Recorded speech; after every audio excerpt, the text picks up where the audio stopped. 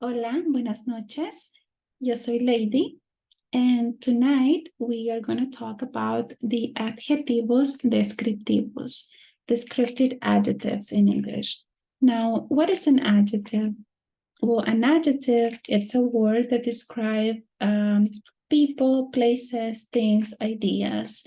And in Spanish, the verb that we use to describe these people, things, or ideas is the verb to be. The verb ser in Spanish. And one thing that works different with the adjectives in Spanish and in English, it's that in Spanish, the descriptive adjectives agree in gender and number with the noun they're modifying. So, and this does not happen in English. Like in English, you will say, Peter is nice. Martha is nice. We are nice. They are nice. Everyone is nice. Now my adjective, which is nice, is always the same. It doesn't matter if the noun is masculine, feminine, plural, singular. It's always the same. Now in Spanish, it has to agree with the noun or the pronoun they're modifying. For example, simpática. Simpática is an adjective and it means nice. So here I'm using it with a feminine noun, which is Maria. Maria es simpática.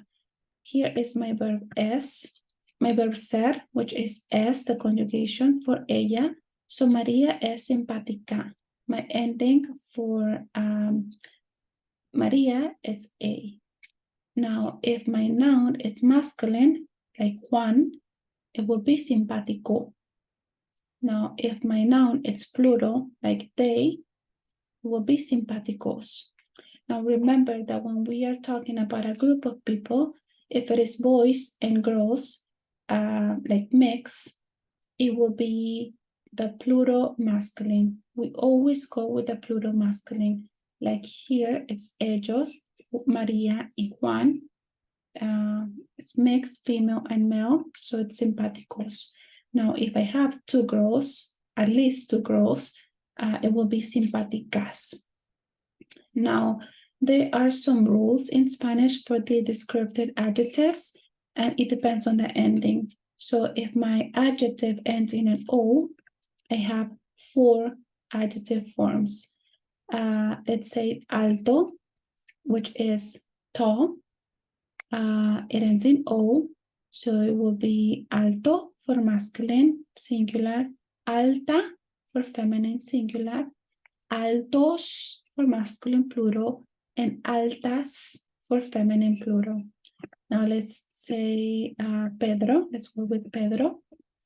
Pedro es alto because Pedro is masculine. It's just one.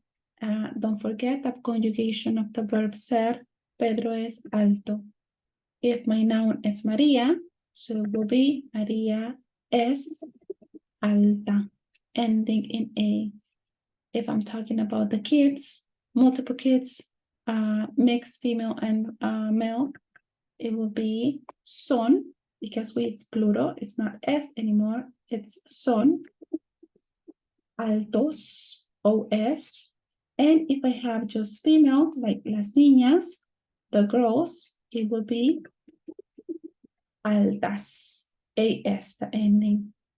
Now, if the noun ends in an E or in a consonant, we only have 2 forms, singular and plural, because masculine and feminine, it is exactly the same. Like inteligente, it ends in E. Inteligente means smart. So if I'm talking about Juan, Juan es inteligente. If I'm talking about Maria, Marta, Marta es inteligente. So let's see, there's no change on the adjective here. It doesn't matter that Pedro is masculine and Marta is feminine. The adjective is exactly the same.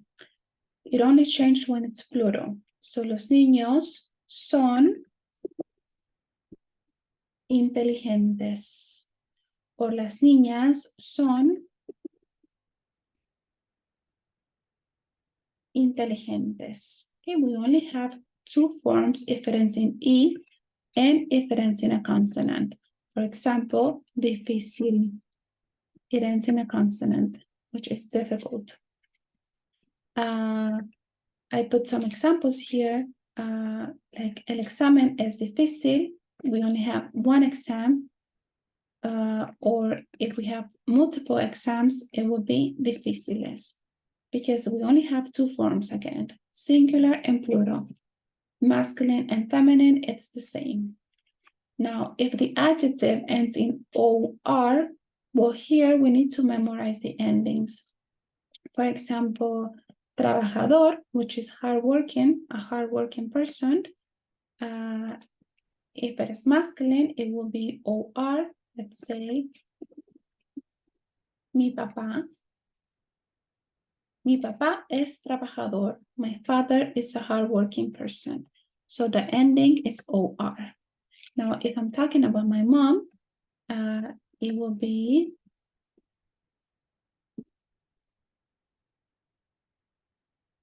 mi mamá es trabajadora. So we add an extra A at the end. Now, if it is plural, all boys or female and male together mix, the ending is ores. So if I want to say that my parents are hardworking persons, it will be mis padres son, que es multiple, trabajadores. Now, if I'm going to talk about a group of just girls, let's say mis hermanas.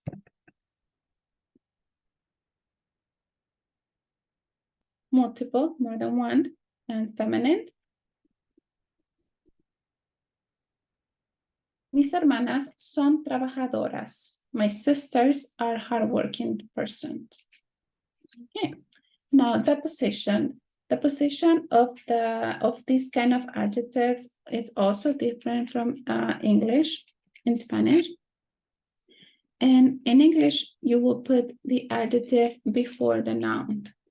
And you will say things like the big house, the red car, the nice lady. Well, in Spanish, most of the time it goes after the noun or after the pronoun they're modifying. So you see how we have el examen es difícil, so it goes after.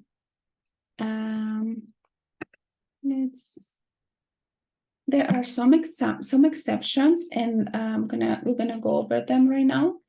If it is an adjective of quantity, if it tells you how much or how many, this adjective goes before.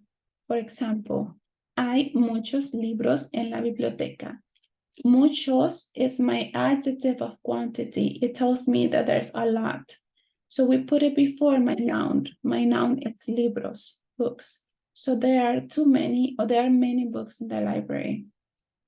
In this second example, hablo con dos turistas puertorriqueños. Well, this dos is my adjective of quantity. It tells me how many tourists. So I speak with two Puerto Rican tourists. So two goes before the noun they're modifying. Okay, now we have three adjectives that work a little different. We have grande. This is not a quantity adjective. It's just a descriptive adjective. We have grande, which means big. Now, grande, if you put it before the noun, it's going to shorten to gran. And the meaning is going to change. It doesn't mean big or large anymore. It means great. For example, Don Francisco es un gran hombre. The meaning of this sentence is that Don Francisco is a great man, because we put the adjective before. So it's not big anymore, it's great.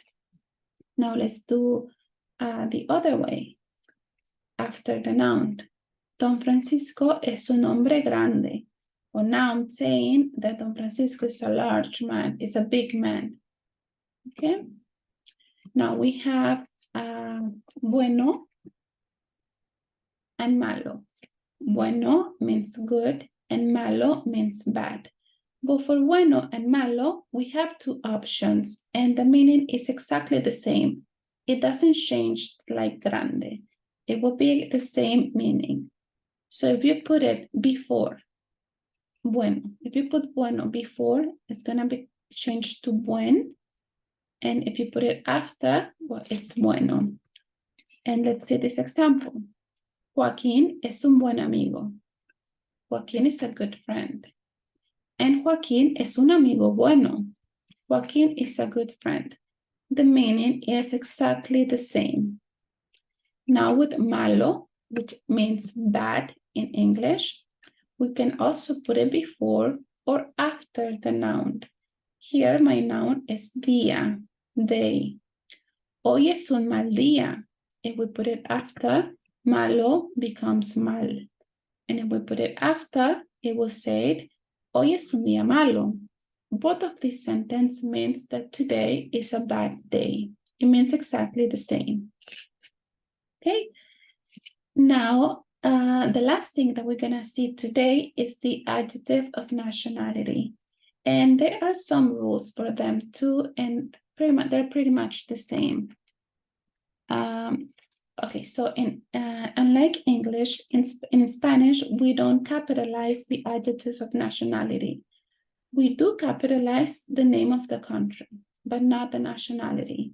So if I say, I am Mexican, Mexican is in lowercase. I'm sorry, yo soy mexicana. Mexicana is in lowercase. But if I say, yo soy de México, I am from Mexico, Mexico is capitalized. Okay, so here we have some examples in Spanish and then in English. You see how we capitalize them in English and we don't in Spanish. Now, if your adjective of nationality ends in O, like Chino, Chinese, Cubano, Cuban, Mexicano, Mexican, Italiano, Italian, or Russo, Russian, we have two forms. It ends in O, it's masculine. It ends in A, it's feminine. It ends in OS, it's masculine plural. It ends in AS, it's feminine plural. For example, let's use Mexicano with my example. Yo soy mexicana, because I'm a female and I'm just one. But if I'm going to talk about my dad,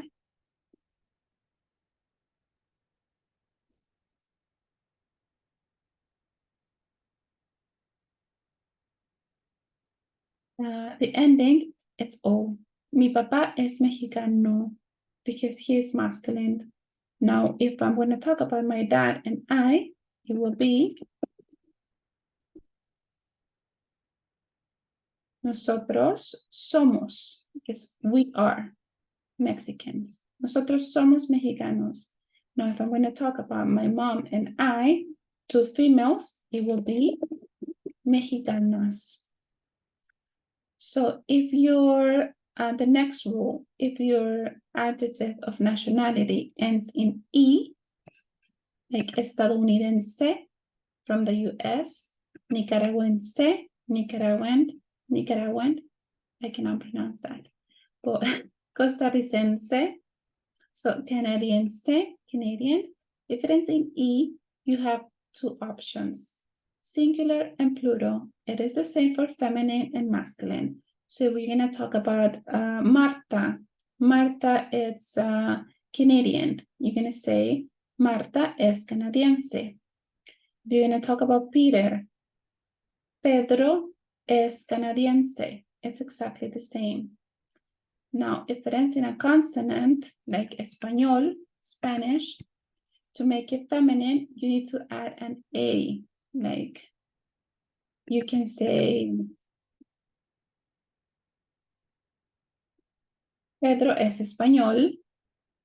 But if you're going to talk about a girl, it will be Marta es española. But if we have two girls, Marta y María, son, it's plural, españolas. Okay. But let's see what happened when we have two males. We don't say españolos. Instead of adding OS, we add es. So it will be José y Pedro son españoles. So if it is in a consonant, you want to pluralize it in masculine, you add es. Now, I want to just say one more thing before I end the video, and that is estadounidense. Okay, you don't have a word in English for this. This means from the US. Now here you will say, I am American. But in Mexico or other Spanish-speaking countries, America is the whole country. And we specify, like if you are from the US, we say estadounidense. So we have a very specific word for that if you're from the US. Because if you say I'm American, in Spanish, if you say yo soy americano, what means the continent, that you are from the American continent. So to be more specific, you just say yo soy estadounidense, and that is I am from the US. And since it ends in an E, we only have two forms, singular and plural. If you're a boy, you will say yo soy estadounidense. If you're a girl, yo soy estadounidense. But if it is plural, nosotros somos estadounidenses. Okay, so that's it for today. I hope you understand the adjective of nationality and the descriptive adjectives. We're gonna see the possessive adjectives in another video. Okay, see you.